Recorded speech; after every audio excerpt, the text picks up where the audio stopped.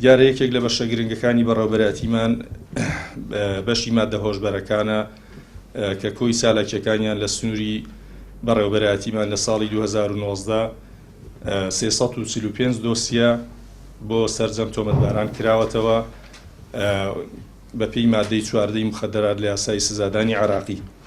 کار و چالاکیەکانی بەشی ماددە هۆشبەرەکان لەو سنوورە 201 دۆسیە تۆمەتبار بە بڕیاری دادوەری دادگاکان ڕاگیراون تا ئێستا.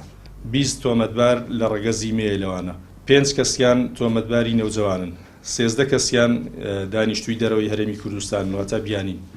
137 دۆسیە هەواڵەی دادگاکانی جینایەتی سلێمانی کراون، 55 کەس سزا دراون لەوانە و 14 دۆسیە هەواڵەی وەزارەتی پێشمەرگە کراون، 3 دۆسیە هەواڵەی وەزارەتی ناوخۆ کراون، 36 دۆسیە هەواڵەی دادگاکانی تری هەرێمی کوردستان کراون و سەرجەم ئەو ماددانەی کە لە بەشی ماددە هۆشبەرەکان دەستیان بەسەردا گیراوە لەم ساڵدا 18 کیلۆ و 877 گرام لە جۆرەکانی تریاک، حەشیش، کریستاڵ.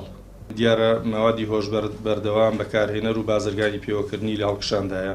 هۆکارەکانی هۆکار زۆرن، پێشتریش ڕامانگەیاندووە کە بێکاری سەرەکیترین هۆکارە و ئێمە لە سنووری ئیداری ڕاپەڕین کەوتوینێتە سەر مەرز لەگەڵ وڵاتێکی دراوسێ. دیارە لەوێشەوە زەختمان زۆر کەوتۆتە سەر خەڵکانێک کە بەکارهێنەر و بازرگانی پێوەکردن دەیانەوێ ئەو مەوادە داخڵی هەرێمی کوردستان بکەن و مەرج نییە لێرە ئەو مەوادانە ساغ بکرێتەوە، دەیبەن بۆ شوێنەکانی تر و هەتا بۆ دەرەوەی هەرێمی کوردستانیش دەبردرێت.